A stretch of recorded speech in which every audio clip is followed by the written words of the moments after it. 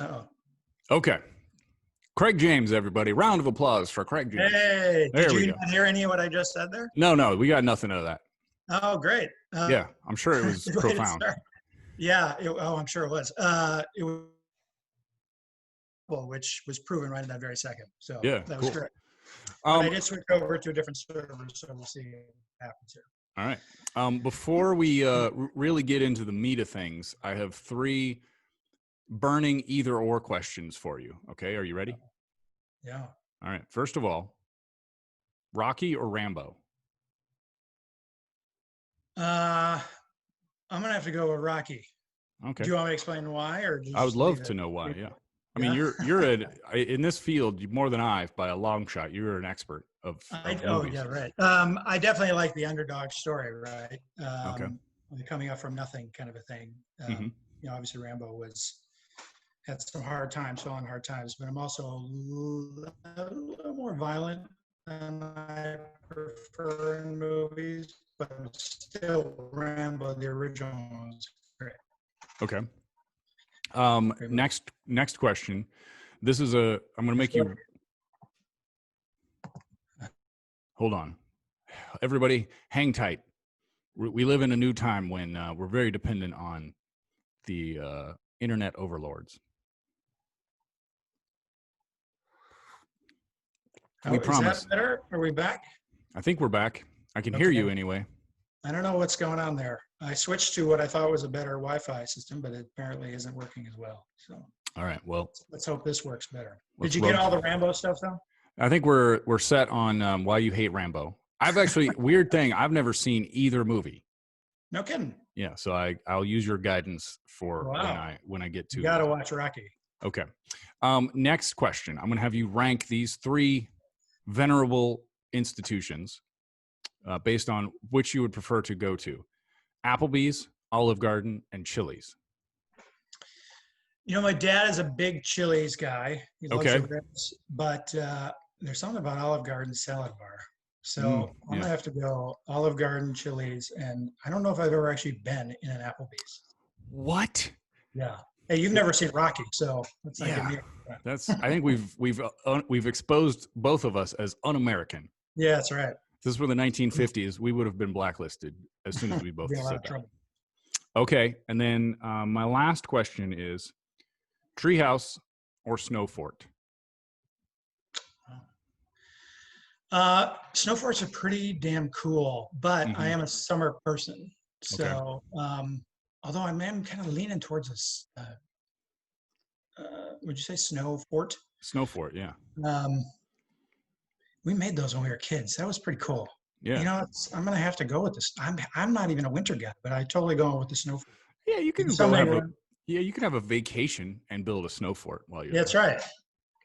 Where did you grow up? Where are you from originally? I'm originally from Chicago, so I'm familiar with cold weather and lived in it for a long time. And unfortunately, it wasn't my gig. So fortunately, where the film industry is my gig, and weather is much better here, as you know. Lately, a little warm, but I'll take 80 degrees at night and a cold beer over freezing all damn day. So. For sure. So speaking of origin stories, if this is not about me, if you were in an elevator and you've got 15 floors, you've gotten on at floor 15 and you got to get off at the bottom, and you have to explain why you started the International Screenwriters Association in 15 floors, how would you do it? Well, hopefully every floor has been pressed the button. I won't get into that detail, but it started really like as a means to expand my writing and to just really get better as a writer, find out where, to back it up a second, I had done some acting and I had gotten into an acting class with a 7-year-old. That is not a joke. So clearly I got ripped off. I was an adult, by the way, and I'm in a class with a 7-year-old. And when I had put together some films, I had done some writing, even though I didn't get as much praise for my acting in films that I had written, got great response on the writing. And so like a lot of writers, I hadn't really done anything to get better yet, or to do the research. How do you write a screenplay? I just sat down and started doing it, but didn't want to get ripped off by taking a class that was with 7-year-olds. Mm-hmm. So I just started looking around, and I didn't really find much in the way of like direct guidance. How could I feel safe and secure? And so the ISA was kind of born from that, the idea of where can we put information that will help writers so they don't have to go down the Mm-hmm. path I did with the acting side, you know? And when you got started, was it originally mostly online, or was it what was the actual Yeah, it was first all version? online. It Okay. was just a kind of a flat templated site that you cut and paste and move the, banners around. Mm-hmm. And it was a lot of going out to pitch fests and handshaking and getting people to sign up for our email list. Nobody knew what we were. It was always, what's ISA? And I'm like, it's not ISA, it's ISA. Please don't say it ISA. It sounds too much like ISIS, and we don't want that.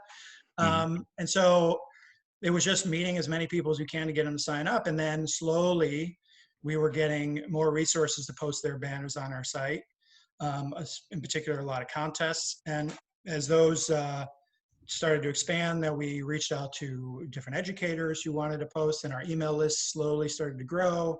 We just kept reaching out. Originally, I had started this with another person, but within 2 years, I bought him out. Mm-hmm. And I just had like a different vision for where I wanted to go with it. And I saw that we could really expand into go down the education route, be like an all-inclusive website Mm-hmm. for everything screenwriting.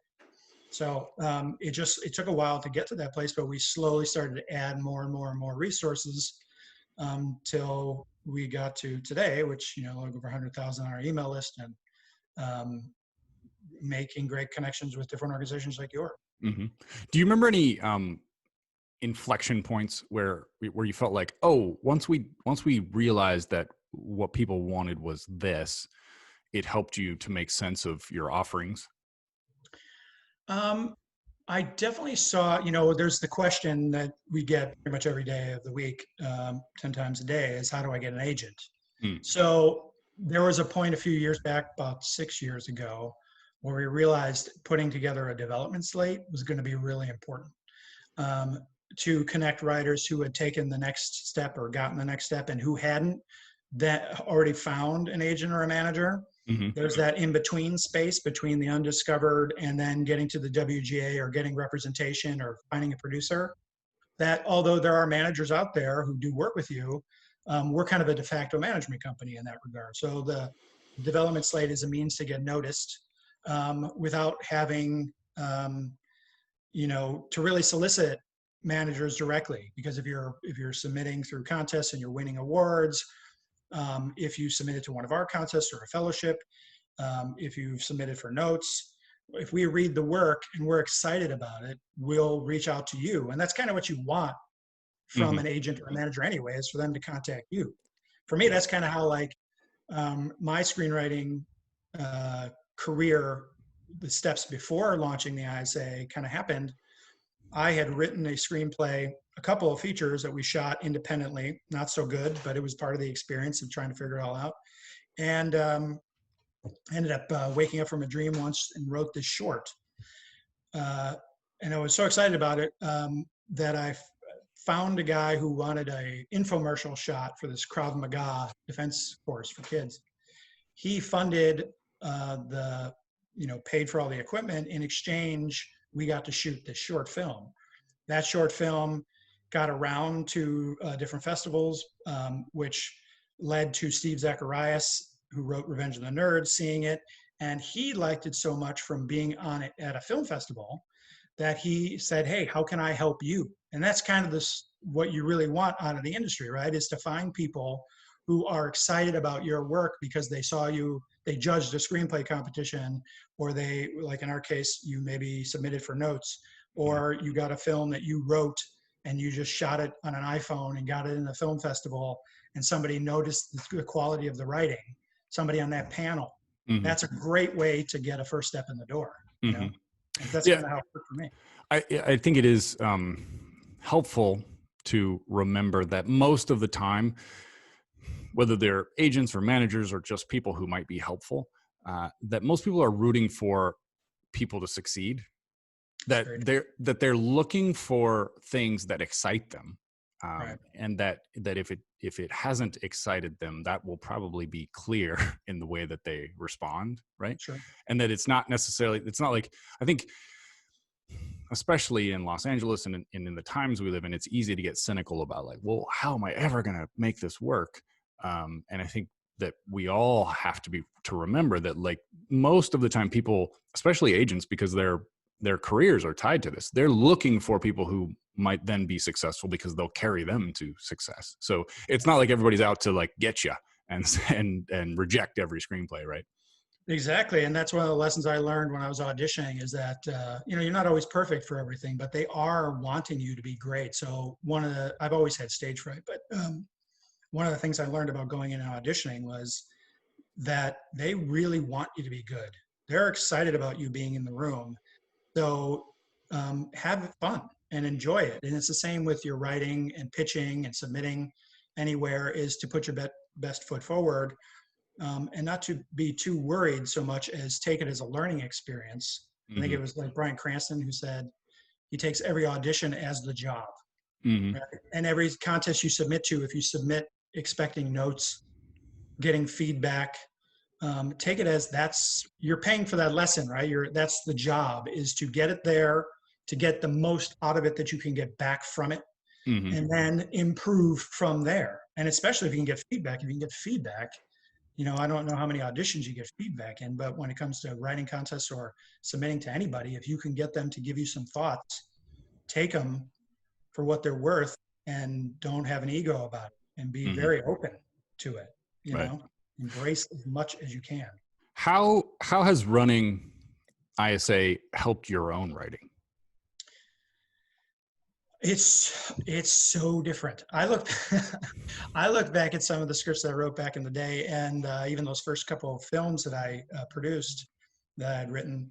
Lots of exposition. That's always a common thing for first-time writers. Mm-hmm. But with all the articles that I've read before posting them on our site, because I used to do everything on the site, right? Like Mm-hmm. when we first started, it was me and one other person working part-time. Mm-hmm. So we were doing everything. Thankfully now we have a team of people reading through all this material, but I still read a ton of the stuff that is posted on our site. I listen to the podcasts. I watch the pro tips that we get. I go to the festivals, and I'm participant in the interviews. And the tips and the information that you can get from people is incredible. And that is totally informed by writing. My writing is so different. And this is all like free content, right? So Mm-hmm. as much as, and it doesn't have to be from the ISA, like get it wherever you can get it. Get it and research as much as you can, watch and listen. And the more information you can get, the more notes you can get, the more insight you can get into the industry. That has changed my writing. And it's also informed to a degree, like what I wanted to say. Mm-hmm. Which is a voice issue, right? Like discovering what my voice is. I wrote this screenplay. 2006 was the first iteration of it, and then I completed a feature in 2008, and I had my acting class perform it. And the feedback wasn't so great, right?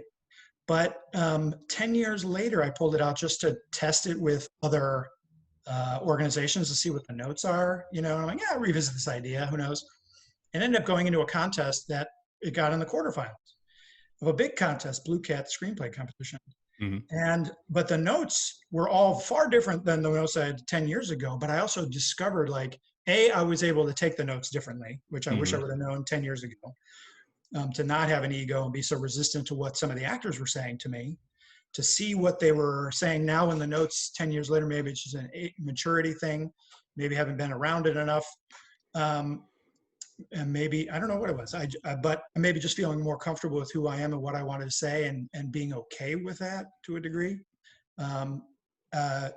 Getting those notes and then really listening made me feel far more confident in the rewrites that I did, right? Mm-hmm. And also made me realize that I didn't need to write to the market. I had to write to what meant something to me, because I know when I look back, and the feedback that I got was that the ending didn't really fit the setup. And I realized that I was trying to write for the audience and not write for me. Mm-hmm. And in writing for me, I'll find an audience, because now more than ever, you got Netflix and Hulu and all these different platforms who are looking for, you don't have to have the blockbuster hit, you can just find an audience. And I was writing to try to make this blockbuster hit for a broad audience instead of writing the story I wanted to tell. And Mhm. so that was a huge lesson in discovering from starting the ISA till 10 years later. And now that script is getting the best feedback I've ever gotten, the best scores I've ever seen for me, Mhm. and it's still fine tuning, but I'm really excited about where it's going. It's pretty exciting to feel like I can make this movie and it will be something I believe is sellable, as opposed to when I first wrote my first couple. And of course, I thought I could sell them and they'd be an overnight hit. But looking back, it was like more of a filmmaking school and discovery. And now I feel confident in that this story is something that can find an audience, and that would be enough, Mhm. and whatever that means. I don't know if that's just a small theater release kind of thing or on Hulu or whatever, or if it could get a big release. It doesn't, I don't know, but I feel so good about it and proud about it that it's making me feel more confident in the next thing that I'm writing. That resonates really well with me, because one of the reasons I started writer's block was exactly the same, which was I needed to push my own writing, and also meet people. I just felt like I didn't know a ton of writers, and thought that, like, by starting something I would eventually meet some people. And one of the reasons I bring that up is, for anybody listening who's thinking about, like, well, how do I hook onto a network of writers? And that could be joining the International Screenwriters Association. It could be coming to find us at Writer's Block online, but it could also be starting something yourself, because I think when you start something, you then realize you need to lead by example. Like, if I'm going to run book club even, right, then I better read the book, because I've got these people coming over to my house. And if I don't read the book, then they're definitely not going to read the book. And I think it's very similar when you run, even if it's a group of 3 people, you feel that pressure to, like, live up to their expectations, which can push your own writing forward. And that doesn't mean that you have to start something that's going to have a mailing list of 100,000 people. It could just be like, it's my friends, and we're going to share our short story every month, or whatever it might be. Yeah. Well, and I totally agree. I think if you can find people who have the same goal, right, whether it's in a different genre or not, Mm-hmm. if you're a rom-com writer and they're a horror writer and somebody else is a sci-fi writer, but it's all about being honest with one another and also being comfortable and feeling safe enough to be vulnerable in your writing. If you can find a group of people who don't judge the what you're saying, Mm-hmm. but just say, I don't understand where this is going, or you're not, what is it you're trying to say with this scene or the story at large? It's like, what are you trying to say? And then I'll let you know if I'm feeling that, if I'm connecting to it. So finding a group of people, and not just somebody who's not in the industry or who's just going to give you back, oh, this is really exciting. Mm-hmm. That's so cool you wrote a screenplay. It's incredible that you wrote a screenplay. If you completed a screenplay, you are already my hero, right? So Mm-hmm. that is a big step.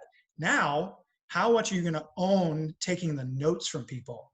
Because the way you sell a screenplay is to get amazing notes to improve every step of the way. I've been working on this script since 2006. And, like, I'm not saying it's Brokeback Mountain or Schindler's List, but all these stories took a long time to evolve. Mm-hmm. And if you're thinking that because you completed a screenplay, that your mission is complete, you're mistaken. You have a long way to go. The best writers in the world rewrite and rewrite and rewrite, Mm-hmm. and they don't win Oscars every year because it's not an easy thing to complete. It's already hard enough to write a screenplay, but to Mm-hmm. get it layered enough to get to that place of being incredible, it takes some being a little bit of abuse. You Yeah. have to be able to take the abuse, and you have to be able to listen. Mm-hmm.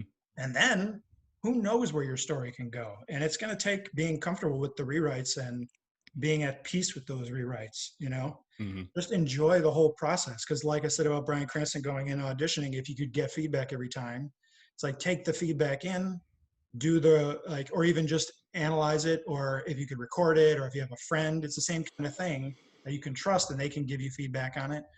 The more, the better. Yeah. When it comes to people who are thinking of just getting started, or they're part of the way into getting started, let me propose 2 options, and you can tell me which you would lean to.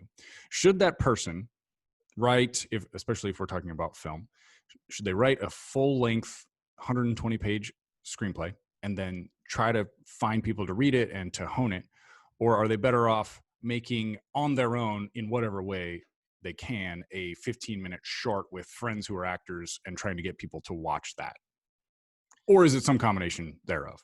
I think you do whatever you can. I mean, Mhm. you had mentioned networking earlier when we were talking. I don't know if that was off camera or now, but anything you can do, you should do. And I think the more you get to know, like if you can go out and shoot something, you should 100% do that. Even just to understand what it's like to block actors, to Mhm. direct somebody, that will inform your writing. I know from when I shot my first feature, I just produced it and I acted in it. I learned a ton from everybody on set. The next feature that I directed, but also kind of had a co-director, um, and it was only because we couldn't find somebody at the time, but I learned a ton by directing. Mhm. So, there are people who just want to write. I had a long conversation with somebody about this the other day. That's all they want to do. That's totally fine. But I still think it informs your writing if you get out there and shoot something, even if it's just with your friends, even if nobody ever sees it, even if you edit on iMovie. The more you're involved with the industry as a whole, this is a collaboration, the whole damn film industry.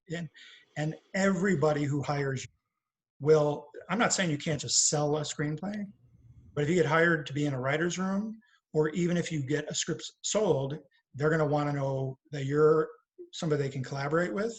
And they also understand what it's like, what actors go through, their process, why the dialogue isn't working, what makes it greater.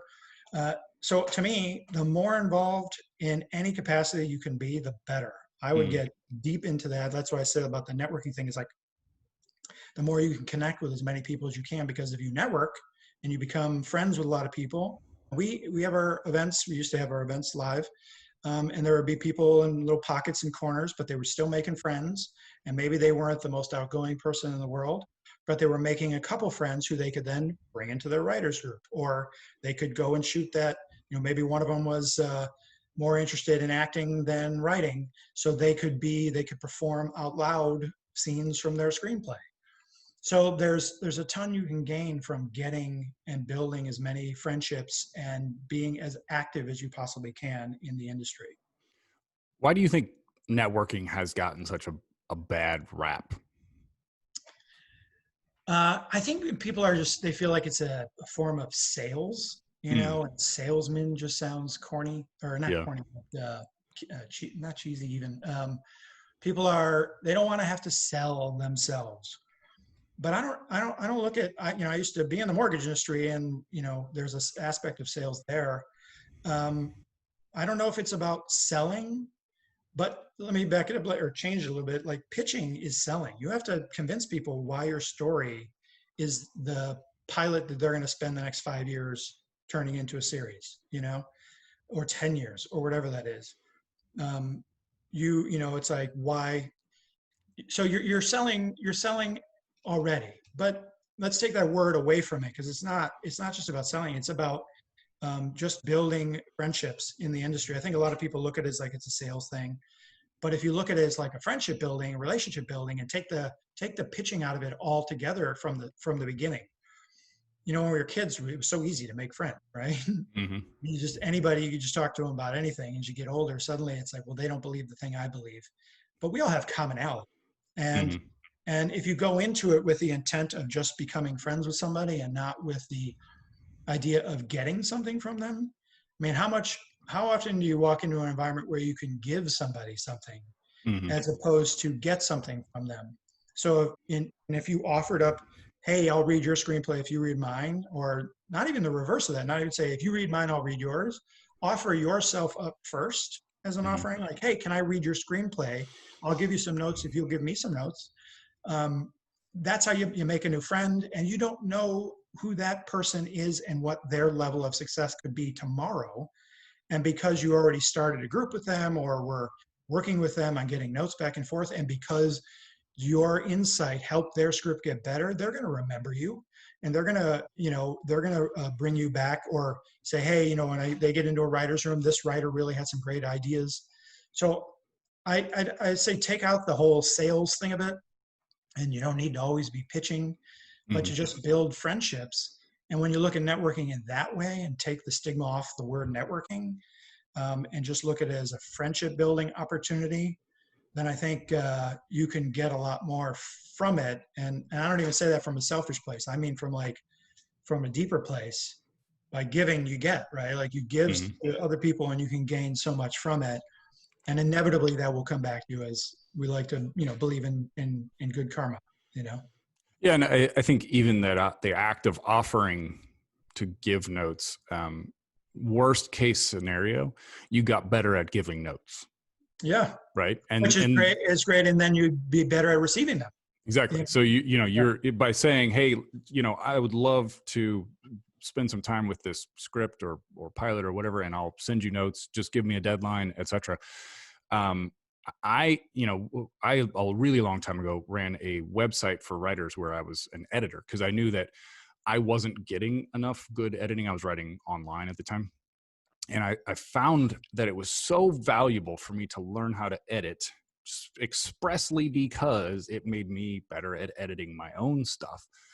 And I think the more we can think about those kind of worst case scenario, I get better at giving notes. And then I'm a better writer because of it. Even if this person turns out to be an asshole and they don't reciprocate, there's still a win in there. Yeah. And one of our readers mentioned that to me the other day. He's like, I've been reading professionally now, and giving notes for 4 or 5 years, and spent thousands of hours reading good, bad, and ugly screenplays. Mm-hmm. And you learn so much from those reading and, like you said, editing screenplays. Um, you recognize immediately the mistakes. After a while, you really get it and you see it. And then you can learn what to avoid. That Mm-hmm. exposition I talked about earlier that I wrote in my first couple screenplays, and, everything in that we shot was just like telling exactly what we're doing now, Mm-hmm. all that stuff.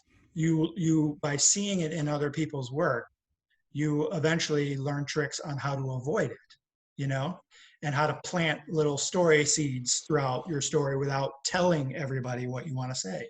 And so 100%, the more you're reading, if you're giving notes on other people's work in a caring and like positive way, we always try, it's like, be careful not to slam somebody or to, insert what you want, what you would do with the script. It's not about you. When Mm-hmm. you're giving notes, it's about their vision, and knowing their vision and encouraging them to, like, here's where I don't understand what you're trying to say based on your log line or based on the synopsis. Mm-hmm. Even if a poster, you showed me a poster of somebody saving a child, and yet it's about a man on a lonely road. It's like, what, where's the connection? So help me understand what you're trying to say so I can give you better notes, to help you get there, because I'm not seeing Mm-hmm. what you're saying based on whatever you pitched me or your logline or whatever, visual pictures and that kind of thing. One thing you mentioned was this idea, and I think you're right, that networking gets a bad rap because of what you said. There are, quote, networking events, and it's usually people in cheap suits, and there's bad drinks and weird lanyards and name tags. And I think, like you were saying, one of the reasons that it does feel false is because of the salesmanship attitude. One thing that I've learned in the physical space at Writer's Block, there was a shift at some point where I realized when people would come in for tours that I felt so good about what we are doing, were at the time doing mostly in person, and we'll do that more in person again, that it stopped ever feeling like sales, because I believed in it so strongly, because it was like, I'm just going to tell you about this thing. I think it's a great trade of your dollars for this service. And so it almost never felt like I was trying to convince someone to do it. It was more just like, I'm going to tell you about this kind of awesome thing that we do. And if you feel like it fits with you, then great. I think part of the reason the salesmanship thing feels wrong to people is because they think of a used car salesman who's trying to put one over on you. And sometimes when we aren't as confident about our work, it does feel like we're trying to convince ourselves and the other person that it's Sure. worth their time. I think it is interesting to think about, like, well, where can I get in a place where I feel so excited? I just want to be able to tell you about what I'm working on. I don't feel that good about the script yet because it's not quite there, but just find the thing that you do feel really confident about, or at least in being excited about sharing. And then it is, like you said, it's like being on the playground. It's like saying, hey, I want to show you this new He-Man I got, right? Because I'm excited about that. I know that it has brought value to my life. It'll probably bring value to your life. And I think there's some value there in thinking about, like, what do I already have to offer that I'm not necessarily selling? I'm just sharing, right? Yeah. There's also the side of, sharing with the wrong person.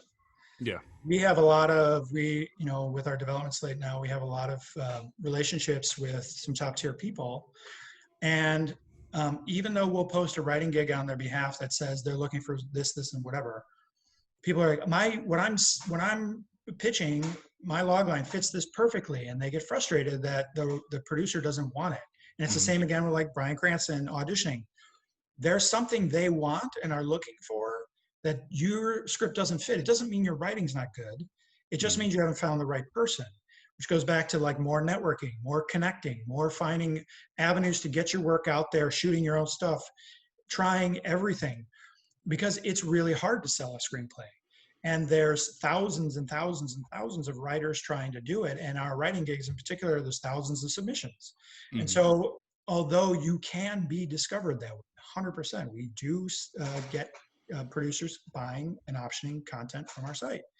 But you just have to keep going. And you can try your hardest to convince somebody to like your script. It's like trying to convince somebody to date you when they're just not vibing with you and they just don't get it. And that's no fault of theirs. It's no fault of yours. It's just not, they're two ships sailing in different bodies of water. And that's okay. You just keep trying until you find the right, the right lane. And I do see a lot of writers getting frustrated about that sort of thing. It's like, your idea may fit in theory what they're looking for, but it's just not exactly what they're looking for. So just be patient. If you get the notes and you can get some feedback from that producer or from a screenplay competition that you didn't win, take all that in and keep improving. Eventually walk away from the material like I did for almost 10 years with my script, so I could see it from a different perspective, and also from the perspective of A, and maybe it needed a rewrite, B, it wasn't ready for the industry, right? I mean, Brokeback Mountain took 10 years to be sold or be produced because the world wasn't ready for that story. You could be, and I believe this is, like, if you're writing from a very pure place, you might have written before the market's ready for your creativity. That's fine. So you keep writing and you keep moving forward until the market and you align, or you find the right producer for that project. But you can't just sit on that one project. And even if you've won, we know people who have gotten nickel fellowships and their scripts don't sell because they're not ready. Look at the blacklist. The entire the blacklist is about the best unproduced scripts in the industry. That living with animals, the world we're living in. Anyway, so not to stay away from the blacklist, obviously there are incredibly talented writers. A lot of those writers go on to get writing assignments and pick up jobs elsewhere. Your script may win a ton of contests. Your script may be as perfect as it's going to be, but it's not ready for the industry yet, right? So move on to the next thing and keep writing. So one thing that has been, I don't know screenwriting particularly well other than being around it because I run Writer's Block. And it's been interesting getting to know some folks who work in production companies and development, because as an outsider who just mostly watches movies, my initial instinct would be this is a tough time to be a writer of film because there are fewer movies. And I'm actually not talking about pandemic stuff, but I'm just talking about, like, there's this movement towards TV. One thing that's been interesting is learning about, we had somebody come in as a guest speaker who was talking about making movies for Hallmark Channel, right? So knowing they needed to make a movie for $500,000 and then they could sell it for 1.5 million or whatever the numbers were, right? Like that there were actually these opportunities for these like smaller and mid-level movies.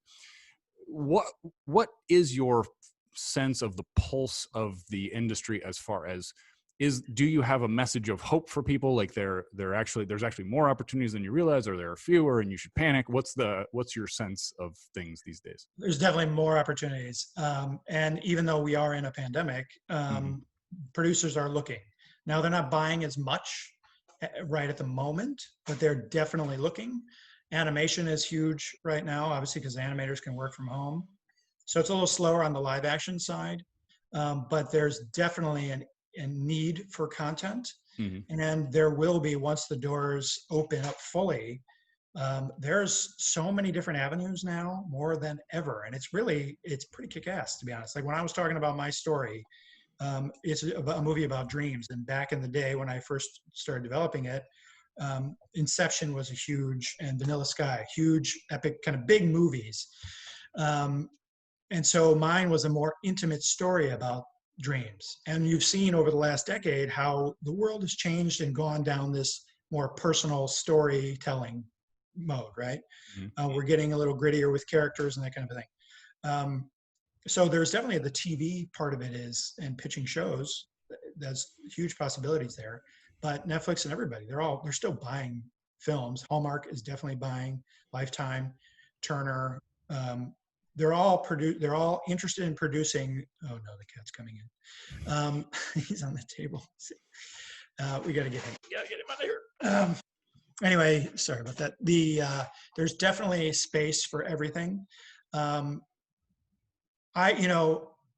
film is a feature, but I'm also developing some TV on my own and then writing more features. So I like to believe that the film industry and the theaters will open up, then maybe it's going to be different.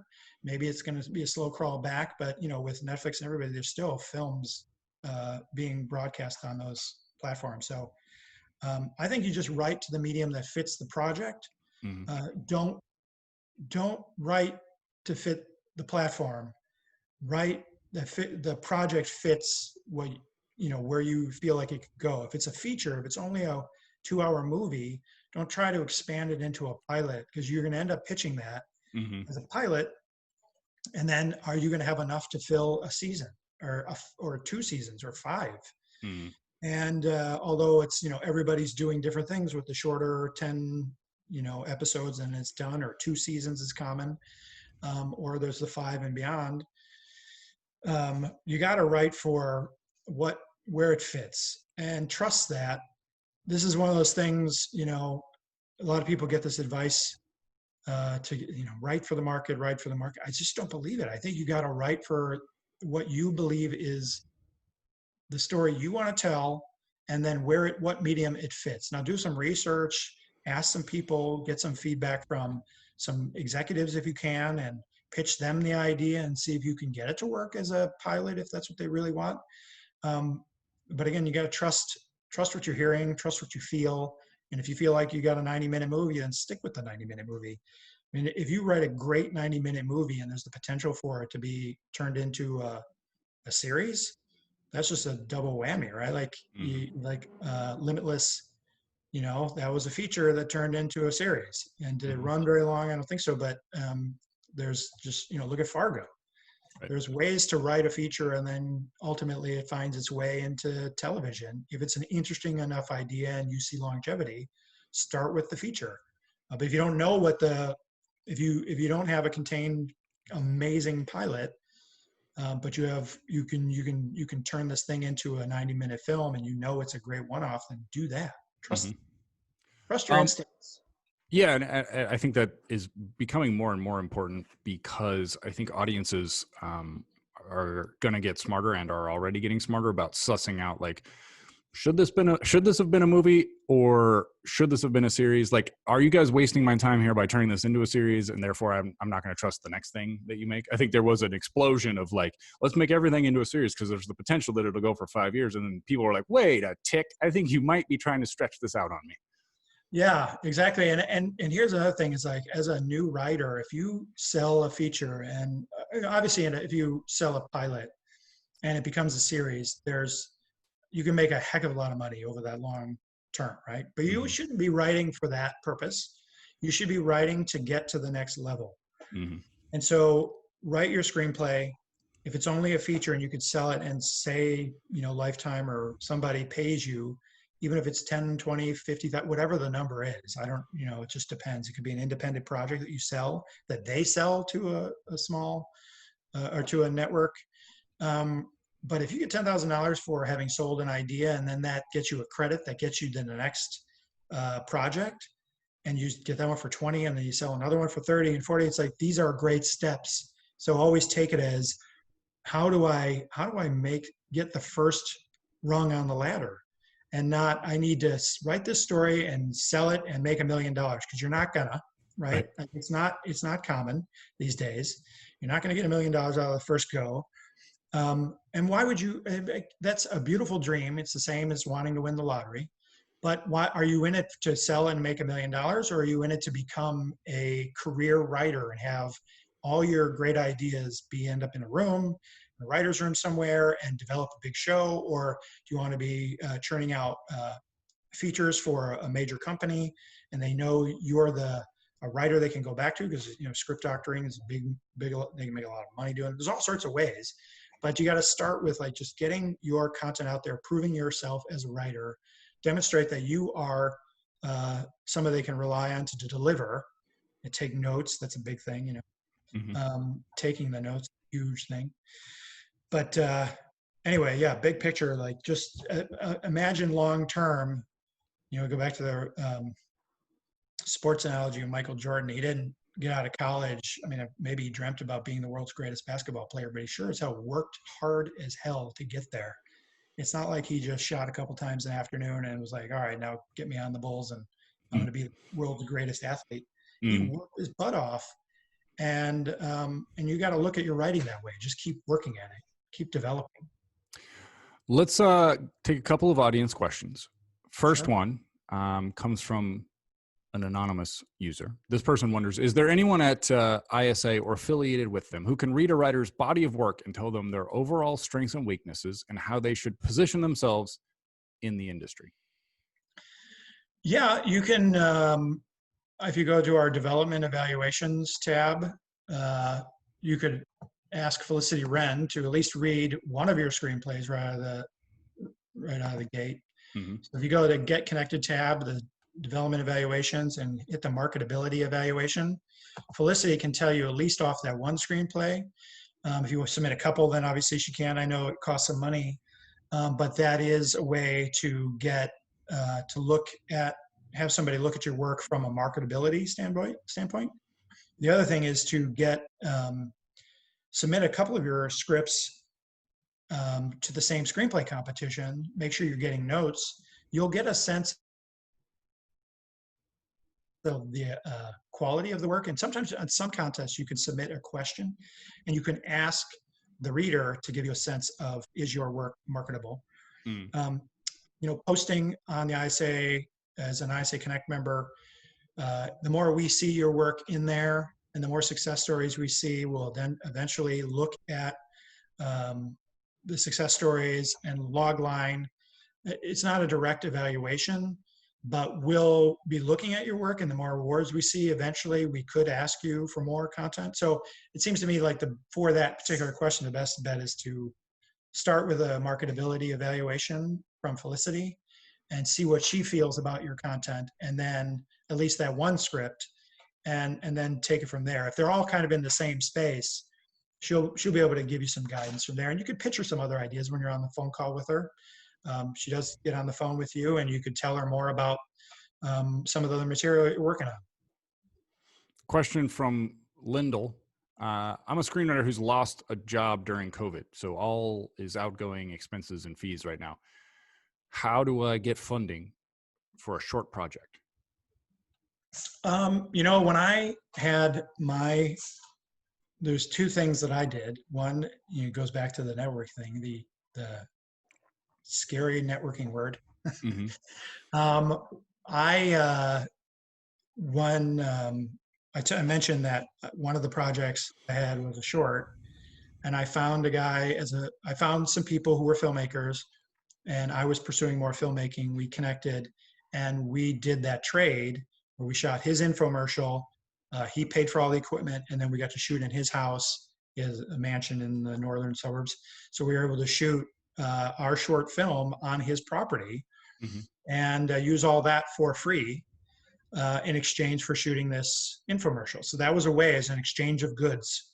But also when I had my short, I don't know if I said this already, um, my short Contract Killers that I woke up from this dream, I had shot that, and which is the one that I traded with the one guy for the infomercial. I showed that to a guy at the dog park that was just a nice guy, had nothing to do with the film industry. He wanted to see what I had done. He loved the short and said, "What are you working on next?" I pitched him this TV pilot, Wrigleyville, and he wrote a check to fund my next vision, like my next dream. And it wasn't a lot of money, Hmm. you know, but it was enough to get other people to put up some money. And told, I think we spent maybe $50,000 to shoot a pilot. Hmm. And we again asked for lots of favors and shot in people's apartments. But I did anything I could to scrape together every nickel I could.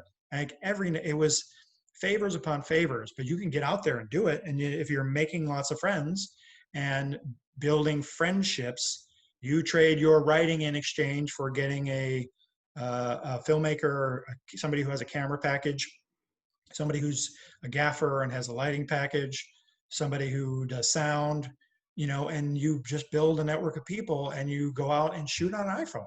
And Hmm. if you have to, or if they got a great camera package and great lenses, you do that. You just do whatever you possibly can, because those films make it into Slamdance, and those films make it some of them make it into Sundance.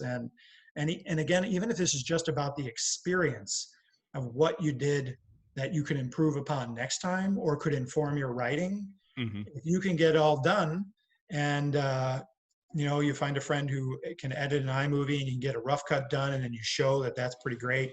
Somebody else said, "Well, I love where it's going. Let me take a stab at it."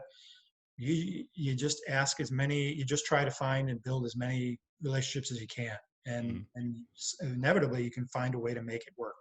Hmm. That's what I did, and you know, it's so much fun to Hmm. work with other people who are just so passionate about making it. Yeah, it actually kind of goes back to that idea of the playground making friends, right? So it is amazing to me, especially being in LA. When you're in Los Angeles, you're inevitably going to get asked by friends. Like my apartment, somebody used my apartment to shoot a internet series that they wanted to do. Somebody else, like some afternoon, they're like, "Hey man, I gotta have somebody to help be. We're shooting something on a hike. Can you just be there to be a hiker that walks past?" And it is remarkable how willing most of us are to just say yes, because we're like, Yeah. "Oh, that's no skin off my nose. Like, just whatever, as long as you are, kind about this." And I think people will often be surprised, like you said, with how much technology they already have. Consider that your phone is $1,000 piece of technology. Hmm. 10 years ago, you would have had to go buy a $1,000 camera or more, and that phone can do a lot of those things already. So we've already invested in a lot of this stuff. I think it's also worth thinking about, it is not that hard to teach yourself a little bit of rudimentary editing, right? Like buy the Adobe package for $30 a month or whatever, and just fiddle with it and figure out well, can I scrape together a 5-minute something that I can at least show people? Because I think a lot of people, like you said too, are just happy when they can see the thing, right? I think it's valuable for people to remember that most people are not well versed in how to read a screenplay, but they are really well versed in how to watch a video. So get Yeah. it at least to that point so that they can believe in it, right? And write, if you can, write to the limitations of the technology available to you, right? Mm-hmm. If you don't have access to expensive cameras or lenses, then create a story that is with your iPhone. Mm-hmm. Be innovative, because that's what everybody's looking for. Mm-hmm. Everybody's looking for something unique. And if you can use the technology that's at your hand, it's available to you, then why not write to that technology? I mean, don't write a Western and expect to shoot it on an iPhone with no lenses. It's going to look horrible. Mm-hmm. you know? Right. Right. So just try to write to what you have available to you. The limitations now in COVID. Can you shoot something in your home, or the people in your bubble that that are safe, and or you can shoot at a park or in your backyard, or whatever. I mean, just this is what everybody's looking for, your creativity. Hmm. How creative can you be with the limitations that you have at the moment? You're not being hired to write the next Marvel movie, right? Hmm. That's not happening right now. So don't write a Marvel movie. Write a movie or shoot something that's a 5-minute piece that demonstrates what you can do with nothing, with Hmm. with no means whatsoever. But then again, go back to that scary word, networking. Just build those friendships. Be friends with as many people as you can. Get on as many Zoom calls and join as many groups as you can. Go to the writer's block, like meet people, Hmm. and then talk about it and see what you can come up with. Yeah, and Brainstorm. I think it's also worth mentioning and remembering that even if you were shooting a Marvel movie, you would have a budget. So Yeah, like creativity always exists within constraints. And right now, someone's budget may be, I have legitimately $150 to spend on making a 3-minute something, right? sure. And as you know, Craig, people are always looking for people who can solve problems based on constraints. That's basically what all sort of artistic endeavors are. And so in some ways, those limits can actually teach things that you'll use later, because you're never going to get somebody who's like, we don't care how much it costs, just spend $3 billion, right? Like that's just not an option. There will always be some constraint. And then you'll have also that producer experience, or maybe you'll be forced into directing it. And that's more another set of tools you have in your tool belt. Hmm. If you can direct your own, if you can even take a stab at editing, even if it's not, turns out to Right. try it yourself, see what you can come up with. Watch other edits, watch other films that you love or in a similar space and watch how they cut it. Then go reframe and shoot it again with your iPhone. Hmm. But look at and evaluate that, because that'll again inform your writing. If you're directing, or even if you're the actor in it, if you're talking straight to camera, or if you're coming up with something that you're doing and you're performing in it. If you're lighting, watching the lighting. Hmm. If you're checking for sound, making sure that it's being picked up, and there's not a car zipping by and you didn't realize that you realize how many things you have to pay attention to. All those things will inform how you write later, because you're not going to shoot on a busy street, or set a scene on a busy street when you have $150 to shoot your movie, Hmm. because now you're going to be totally interrupted with sound. It's going to be out of sync. If you're cutting from different angles, it's going to be a disaster. So you'll learn all these lessons that'll be totally valuable to you down the road. Um, so I'd say use them all. Hmm. Use them all. Craig, thank you so much for taking the time. Yeah. Sierra will post again if folks want to check out ISA. There is a way to join it that's just free, right? Where you get plenty of Yeah. information. So don't feel like it's going to be a big investment on your part if you're signing up. For listeners, that website is networkisa.org, and you'll find out all you need to know about how to break into the movie making business. Craig, thank you much. Cheers, man. It's a I'll, pleasure chatting. yeah, thanks. Take care. Ah.